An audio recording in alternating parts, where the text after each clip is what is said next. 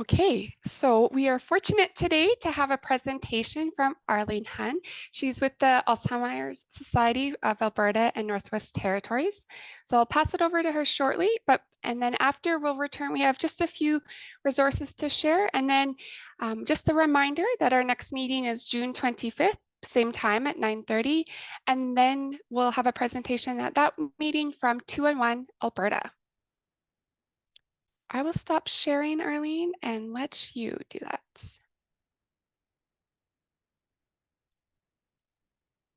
Perfect. Thanks so much, Blair. And hello, everyone. Let me get my PowerPoint up and running here.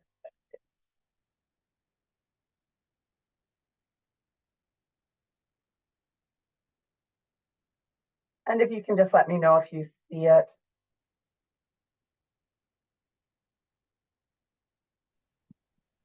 Yeah, I can see it, Arlene. Oh, that's perfect. I was just going to say you're still in here. Perfect. Good. So we're good to go. Okay, so thank you so much for inviting me here today. And I do have dual screens, so sorry if I look to the side, that's where my screen is. So I am from the Alzheimer's Society of Alberta and Northwest Territories. Obviously, we are a provincial organization and we provide support for family members. I'm going to talk to you about a few different things today. And again, you can ask questions, put them in the chat. Kate and Blair are going to help me out, make sure they're there. Or if you want to raise a hand, I think that's okay too. But we'll definitely do questions at the end as well. So just quickly, what is Alzheimer's disease? So Alzheimer's disease is a progressive degenerative disease of the brain. At this time, there is no known cause or cure, and it's the most common form of dementia. So then what is dementia? So the term dementia doesn't actually refer to one specific disease. It's an overall term for a set of symptoms that are caused by disorders affecting the brain. So the prevalence, so our national office has commissioned a couple studies, and they're called Landmark, and one was released last year and one was released this year. So I'm going to share a few of those statistics with you, and this will help show you why it's so important to have these programs and projects out running in communities. So we know that approximately 62,770 Albertans have a diagnosis. We know there are many that do not have a diagnosis at all. We expect the rate of diagnosis to increase by 286%, or almost triple by 2050. I know when I look at 2050, I think, oh, that's so far away. But actually, that's like 25 years, 26. 25 and a half. So it's actually not that far away to have a 286% increase. And women over the age of 65 represent 63% of individuals living with dementia, and women are more likely to provide care to someone living with dementia as well. So you can see the impact on women this disease has. But again, there are still many men who care as well as men who live with dementia. So more numbers. The number of people with Asian ancestry living with dementia in Alberta is predicted to surpass 63,000, which is a 1,406 increase than before. So these numbers are huge.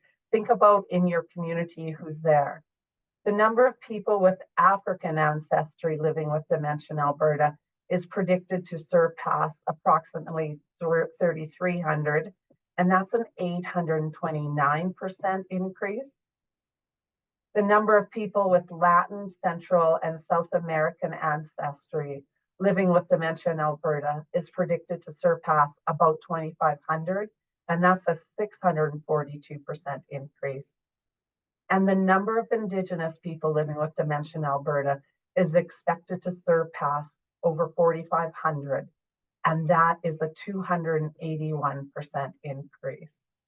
So you can see that now with the research, they're able to pull out some different cultures to see where that growth is happening.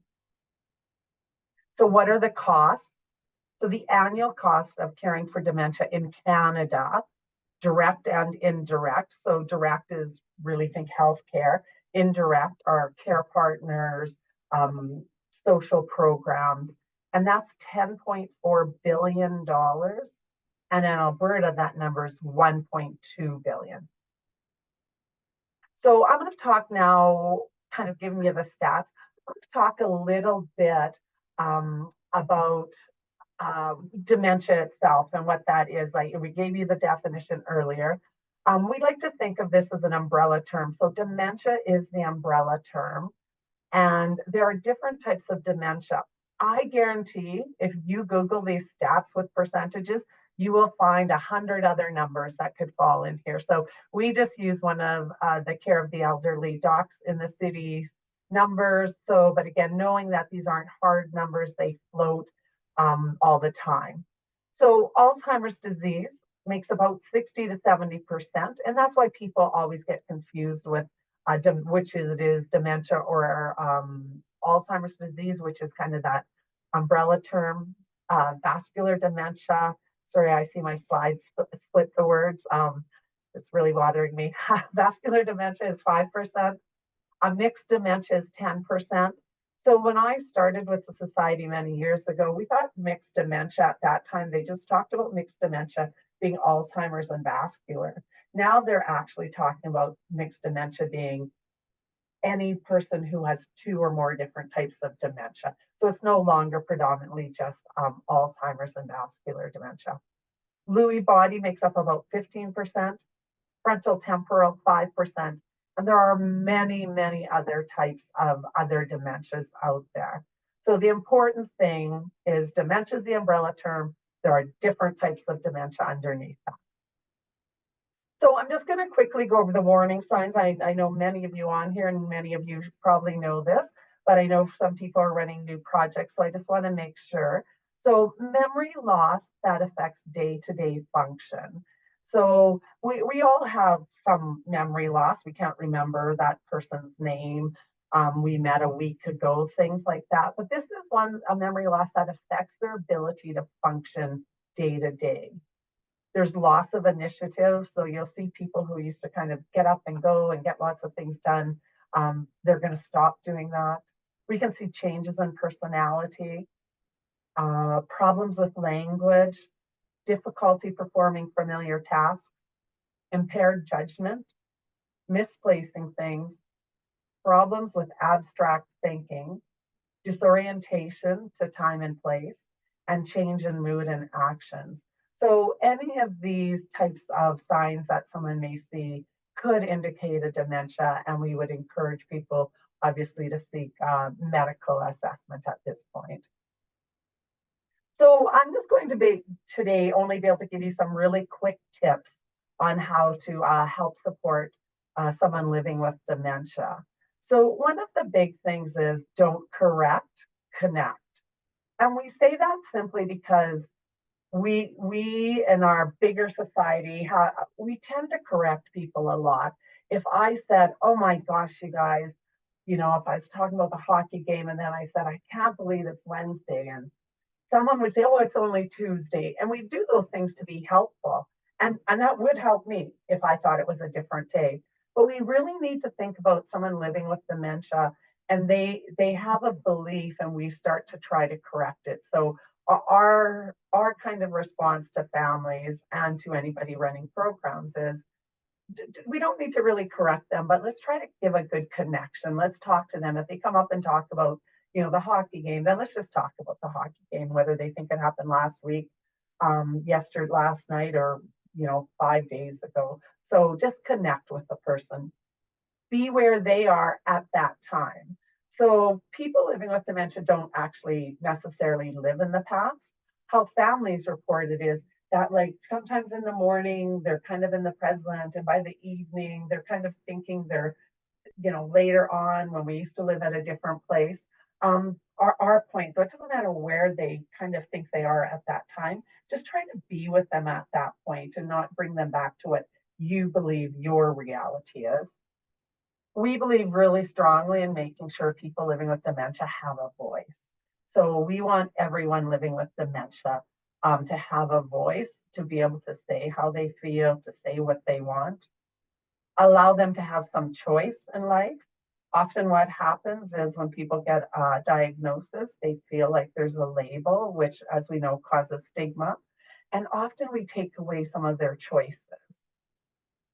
Be person-centered. So person-centered is when we treat everybody as a unique individual. So many times that, we're trying to put, I've heard families say, it feels like I'm trying to jam a square peg into a round hole. Well, that's because we're not really treating them then as that unique individual. Now, watch your language, and I'm not talking about somebody swearing. I promise. I'm sure we're very good and professional. We use language that can actually be quite detrimental to people living with dementia. And sometimes you'll hear family members do that. And so what we want to do, and at the Alzheimer's Society, we try to help support families, kind of help understand. Sometimes it's the language we're using that, for lack of a better word, triggers somebody living with dementia. We hear people talking about daycares. My husband goes to a daycare. It's actually probably a day program they go to. You're not bringing a babysitter over to watch your mom or your dad. You're probably bringing a companion. They don't wear diapers. They wear briefs. You can come up with so many different words. People talk about putting bibs on people. So sometimes the language we use really makes people living with dementia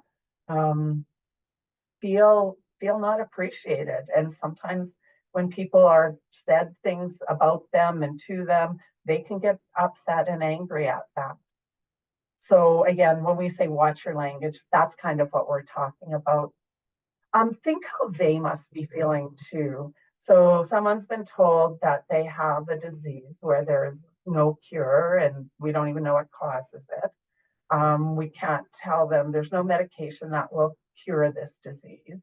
So that's what people are living with. And sometimes if we could really think about what it must be like to be them, that sometimes helps us kind of frame our thoughts and our way we approach people and try to understand their expressions of feelings or unmet needs. So at the Alzheimer's Society, we try not to talk about behaviors.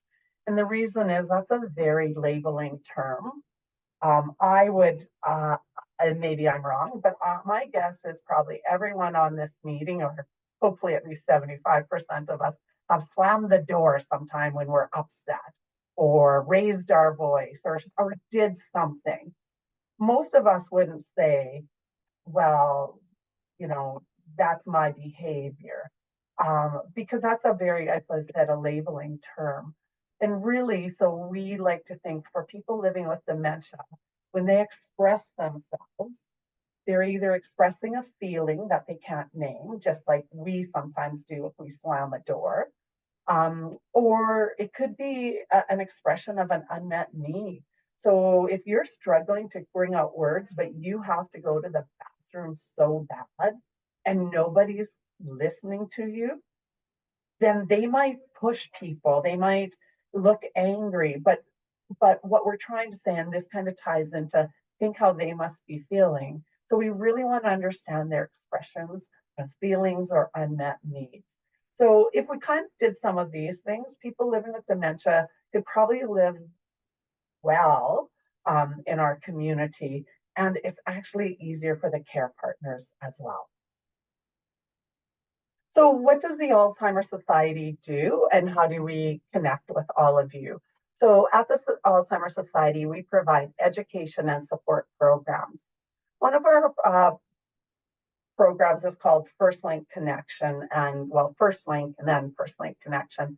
Our First Link program is a referral program where we have geriatricians, neuropsychologists, psychologists, nurses, social workers, anybody in that healthcare field referring people to our organization. We also have community partners who refer to our organization. So this is a great link for our organization and many of you on here, because I believe you would either fall into being part of the healthcare system or you may be part of the community system. But either way, we do take referrals from anybody.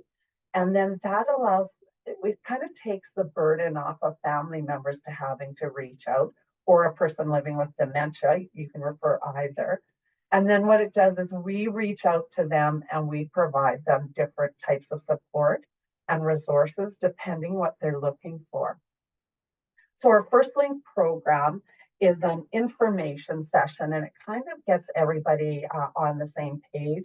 We invite families to attend. So I've done First Link connections with a family of like 18 people. I've had adult children fly in from Phoenix in the past to, attend. And then sometimes family members are just one or two of them trying to do this on their own. So it doesn't matter the size of family. If a person living with dementia wants to attend, we have programs, a First Link connection for them as well. And we offer these programs in person in all of our regions, as well as online. So you can also join from anywhere in the province, territory, and we often have people from many places in Canada, as well as outside of Canada, join. We run early stage support groups for people living with dementia, and at the same time, we often have a care partner group. Some of our smaller regions, they don't have a care partner group at the same time. In the Edmonton office, they do have that ability. Again, we can run these groups both in person and online in a hybrid, so they would join a group that's in person. We offer care partner support groups.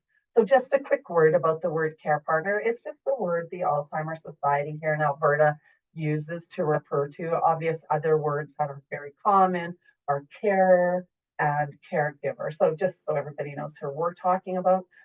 So we offer care partner support groups. Again, these are in person.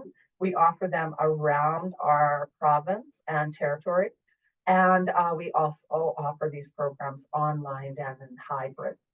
I want to make a quick point here that we offer young onset support group as well. So these are people diagnosed under the age of 65, as well as their care partner. So we help support family members that way.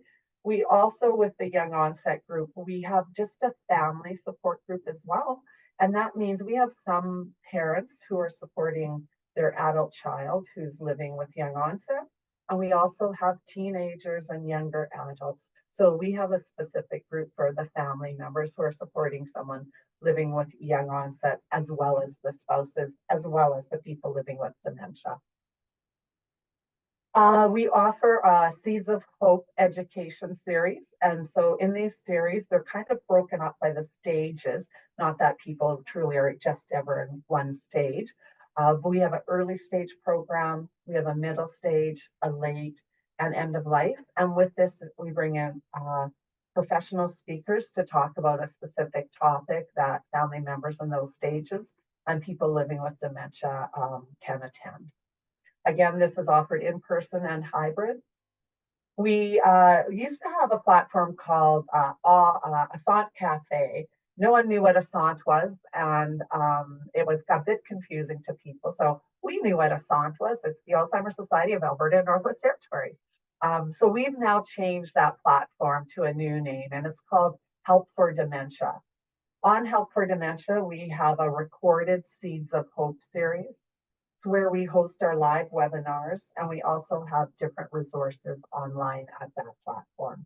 We are just, we've just done a soft launch, and we plan to do a bigger launch, probably closer into, well, actually might be sooner or later. I'm not too sure of that actual date. Sorry, everyone. We also provide information and support services. So this means that people living with dementia, care partners, they can call us, they can walk in, be in person, they can call us on the phone, they can email us, we can have meetings online. So there are just many different ways to contact us, and they can call us as often as they want. Part of our First Link program that we have, we do continuous reach out to family members as they go through their dementia experience. So we stay with families from diagnosis to end of life and a little bit past that. So we are the one organization can actually really stay with family members. Whereas, if you think of home care, they come in for that when they go into care, then really home care is out of the family's connection. We have a resource library in most of our, or all of our regional offices. So we want everyone to know that that's available. And we also have a program called Minds in Motion, and this can be done in person in the community. So this is a community run program where we've trained the people in those communities. We only offer a program online.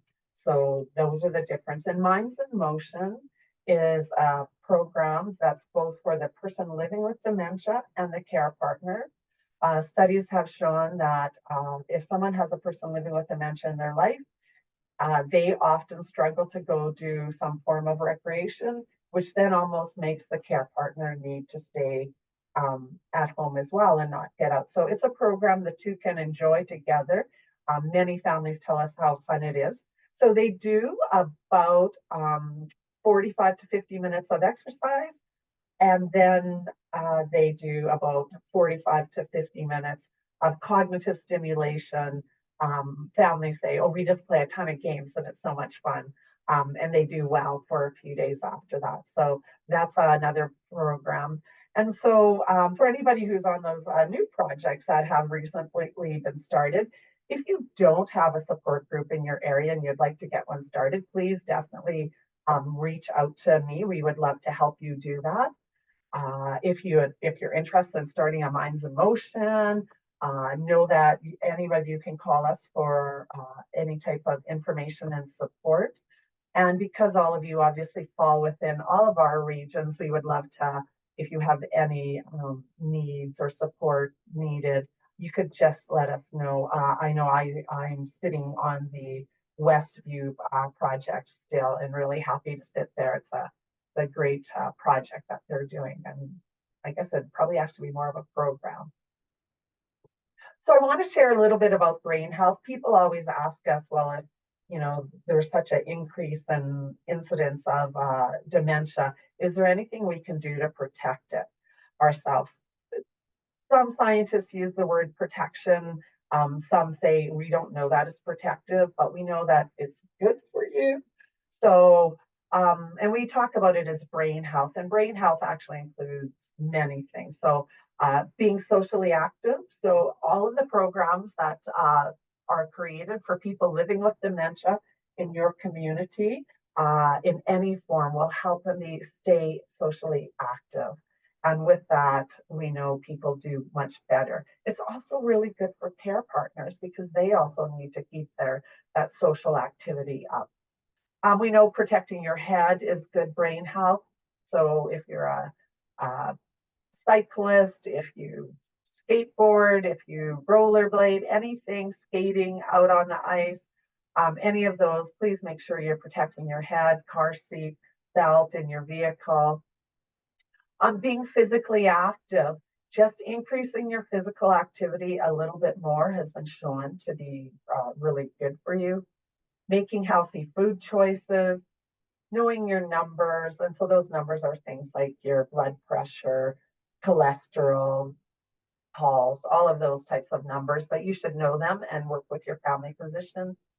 Reduce your stress. Obviously, many of us could have many types of stress. And this is a tough one just to say to care partners, but hopefully some of the programs that we run in communities help reduce that stress. And then always try to challenge your brain. I want to talk about a few more resources. So we do have dementia in the workplace. And this is, you can find at our site, www.dementiaalberta.ca. And it's got really good resources if you are worried or concerned about somebody in your workforce as well.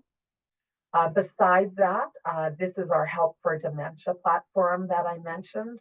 So that's where we host our learning platforms, information series.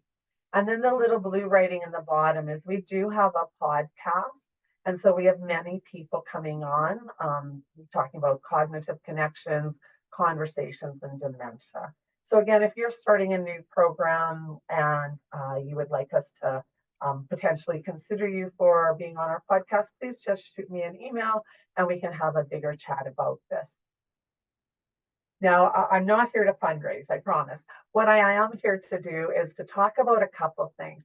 So this past weekend, we held our walk, and we have other smaller communities who often have reached out and said, hey, can we do a walk in our community? And I just wanted to point out that yes, you can. And if you're trying to create awareness in your community, that's one way to do it. We also have individuals who just run different programs and do fundraising. So again, if you ever feel this could be part of your creating awareness, just reach out to us and we can help you do whatever the program is you're looking for. So how to contact us. So in person, these are where you'll find our offices: Edmonton, Red Deer, Medicine Hat, Grand Prairie. Apparently we have Edmonton in their place, we're big. Lethbridge, Fort McMurray, and Yellowknife. So that is where you'll find our local offices, and we all kind of cover a region in the province. That's our toll-free number, our direct line if you're in Edmonton, our email that family members can access or you can, and our website to our business web page. The references for any of the stats I gave, the landmark study from the Alzheimer's Society of Canada, the many faces of dementia, also from the Alzheimer's Society of Canada, and CANCEA, the economic impact of dementia in Canada. So that's where I originally got all those stats. And I think I'm pretty close to time. So I will wrap it up there. And then if anybody has any questions, I would be happy to take them. Feel free to share any questions you may have. There's just a few comments that have been shared. So one is just speaking to, it was in the beginning when you talked about your women's stat, that women over 65 years of age are 63% of the people with dementia. And they're also then, as we know, the majority of caregivers. And when we're doing the getting on with the rest of your life after stroke, the principal investigator was Nancy Mayo, had said that women have half the strokes and care for the other half. So, and vascular dementia is often caused by stroke or TIA. So just sharing that. And then there was about the language piece, someone had shared, it's another thing to consider is talking about people with dementia in the second person. So very similar to what you mentioned. Yeah, kind of watching your language for sure. Yeah. Someone, yeah, said just showed appreciation for staying with families throughout the journey. So it's good continuity of care. Speaking about the fundraising, the Westlock group, wow, Yeah. raised a lot of money on Saturday. So that's way to go. Yeah. Anyone have questions that they'd like for Arlene or in general about any of the programs she went over? Arlene, there was just a question from Fiona in the chat. When you were talking about those stats for the increases in Alberta, Fiona was wondering why the Asian population has the highest increase or the highest number having dementia in Alberta. She wondered, is it just due to the population here or is there a specific reason? Yeah, so those are just the highest number of increases. It's not the highest number in Alberta, but what we're looking for increases, and we believe that's, I believe the researchers are saying it's just the immigration coming into Canada, and so that's where we're finding that. So Canada's immigration plan, that's where a lot of people come from, and so that's why we're seeing that increase. And then it Ruth could in also be if they're reported. I think adult children are more aware now as well, and so they're also, I think, bringing family members forward too. Great. Thanks, Arlene. Ruth in the chat is also wondering, for those in Calgary and area, who do we connect with? Yeah, absolutely. We have kind of like a sister organization, Alzheimer Calgary there. So don't hesitate to reach out to them. And again, if you need an introduction or someone's not getting back to you, just reach out to me and I'll be able to help connect you with that. And for anyone who has any of the new programs, or the older programs through this, we would be happy to support you. As I said, I sit on the Westview Committee. And so if you're looking for someone to help support you with yours, we would be happy to get involved that way. Cassie, I see your hand up. I just wanted to say, hi, Arlene. I just wanted to say how important being connected to the Alzheimer's Society is for Age Friendly Cold Lake. You have done and been so supportive to us with your training materials and training opportunities and referral base with back and forth with our, like you have just been, if anybody's not connected, amazing resource, and the support is phenomenal. So thank you for everything that you've done for us, for sure. Thanks, Kathy. We have just a couple questions. So Indy's asking, how would I go about training our caregivers who are looking after dementia patients? Is that what kind, where is that a workplace or is that a family? You know that? Sure. Indy, if you want to come off mute, or you can add that in the chat. Home care. Oh, home care. Yeah, absolutely. Again, if you want to reach out to me, I will put my email in the chat, and anybody can reach out to me, and then I'll just connect you to the appropriate regional office, and we would love to come out and do a presentation for home care. In Edmonton, we've just kind of finished around. I think it took us about eight or so presentations to get to about half of them, but so we know you guys work different shifts, so we're happy to come out a couple times just to make sure your whole team has the training and things that you need. There's a question regarding for the Calgary Alzheimer's team. Do they go out to rural communities? You know, I haven't talked to my kind of cohort there in a while. I think they stay kind of tight to Calgary. They might go out to things like Airdrie. I don't think they travel far out. And so again, if that's a concern, we've actually kind of been picking up that a little bit. So depending where you're at, we can definitely cover some of that. So again, I'll drop my email in the chat. So if people don't have it here, then you can just email me and we can figure it out. I just add in there saying, hey, it's Helen here. We're working with a team that's working Banff and Canmore together, and the Alzheimer's Society from Calgary has been supporting them and has done some things in those communities with it. So there's some travel, but not sure how much there. Yeah. And we also actually have a staff member at this time in Canmore, so we can also okay. Super.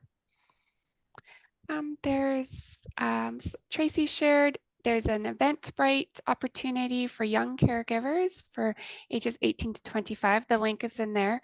I'm sure, Kate, we can maybe grab that and share that when we send out.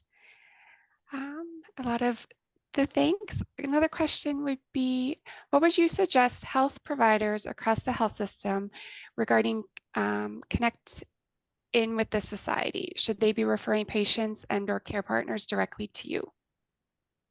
Yeah, that way they don't get lost in the system. We see lots of gaps in there. We're happy to work with all organizations. So again, really happy. And we have a referral form. It's really simple. You just simply fill it out and send it into our organization. That way, you know, they're connected to us. Sometimes people will say, well, maybe get home care to do that, a physician's office, but it's just easier. If you have a person living with dementia or their care partner sitting in front of you, we would highly recommend you link them directly, which is why our program's called First Link. We have First Link coordinators, navigators now, but we can be that linkage to them. And then same thing, if they come to us just after diagnosis and we're recognizing maybe they need home care, then we also help connect them to home care and things like that. So we really try to work hand in hand with both the medical system as well as the community organizations, as Kathy had mentioned. Great. Yeah, Jennifer shared that Cindy from Alzheimer's Calgary does some coverage in rural communities. She's the person we're working with in our Banff Canmore group. And thank you, Arlene, for sharing your email. We'll also send that out in our resource list in case someone misses it. Further, this is Shauna's additional comment for how it's showing up for me. It's a bit lower down. But so this opportunity regarding the youth care partners might be of interest for healthcare providers. And then feel free to share, researchers at the University Health Network are interested in learning about your experience with young caregivers in clinical practice. And then there is an anonymous survey link there that if you'd like to put in your comments or ideas, you can share that anonymously. And then if you want to drive better support for clinicians and young carers during healthcare interactions, you can join the final Cross Canada co-design workshops taking place June 5th. That's 1 to 2:30 Mountain Time. And then there's an email Isabel there to learn more. There is a gift card honorariums provided. So we'll also share that resource if someone's unable to get that and they're still interested. Any other comments? Kate, do you have any questions I might have missed or? No, I'm not seeing anything else, No? Blair. Anyone else have any comments or questions?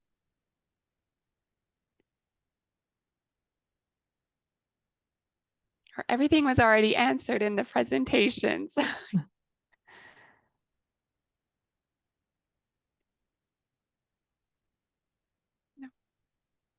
Well, if you do, feel free to jump in. I can go back. I will share my screen for the resources we can go over.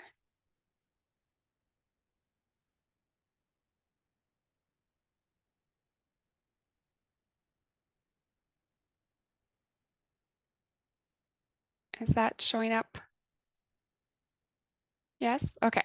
So wanted to share a webinar or webinars, there's more than one. If you're familiar with Health Excellence Canada, one or a couple that are ongoing is Promising Practices to Enabling Aging in Place, Compassionate Communities and Circle of Connections. So if you go to their website, you can register for webinars and they have different communities across Canada. One is could be more than one, but I know one for sure is Drumheller is part of that. So you could hear their story and then hear what's going on across the country.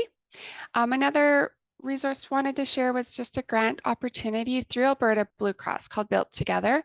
So they are helping Albertans build accessible spaces for active living in the community. So there's a link there that you can go to for their website, but it is $50,000 grants to Edmonton, Calgary, another city, rural community, and an Indigenous community. So opportunities there if someone is interested. And then for those that may not be aware, there's our website. So you can go there. There's a QR code. We'll send this out in our links as well. That any questions you have for the Connecting People team, feel free to do that. And if to my team, if you guys see anything in the comments, please do let me know. And then just this is our page. If you haven't, please feel free to sign up on Core Alberta. We have our Connecting People group, and then there are tons of groups of interest if you're like, and then our information. Sharon Anderson was just sharing in the chat that Cormac Russell is coming to the Caregivers Alberta conference in November. So, oh, wonderful. Exciting. Stay tuned. Yeah. Okay. Anything else? Otherwise, a bit shorter meeting, but anything, other comments, questions for Arlene or for us, the Connecting People team?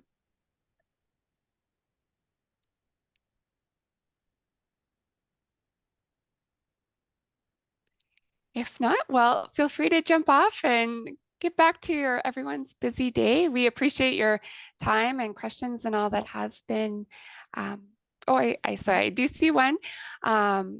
Which communities are offering the Healthy Minds, Arlene?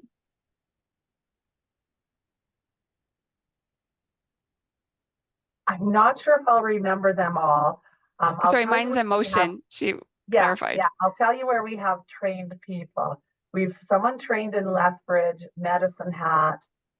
We're just redoing Red Deer because the person I think was in Lacombe and has moved. Edmonton, there's a few places. Fort McMurray, we have someone trained. Grand Prairie, we have someone trained. Yellowknife. So I actually think we have someone trained in our regional as well as around. I know Kathy, I believe we've got training up in the Cold Lake area. Can't think of all the places. Mostly are centered around those larger areas, but some of the smaller ones too. And again, if that's something you'd be interested in, we're happy to talk more about how we could make that happen for you. Great, thank you. Okay, well, we'll stick around if there's other questions, but another one. Where can one take the Minds in Motion training, and can it be one for a group learning? Yeah, as far as the group, I kind of figure out what that means more so, but it really depends if somebody is looking for them. I believe we're going to do a training in Red Deer.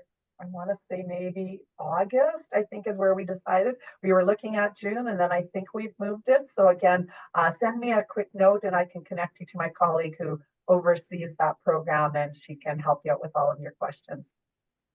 Great, thank you. Okay, well, thank you, everyone. If you want to stay, feel free to. Otherwise, we will hopefully see you at our June meeting, same time and same place, and it'll be with 2-on-1. So until then, take care, everyone.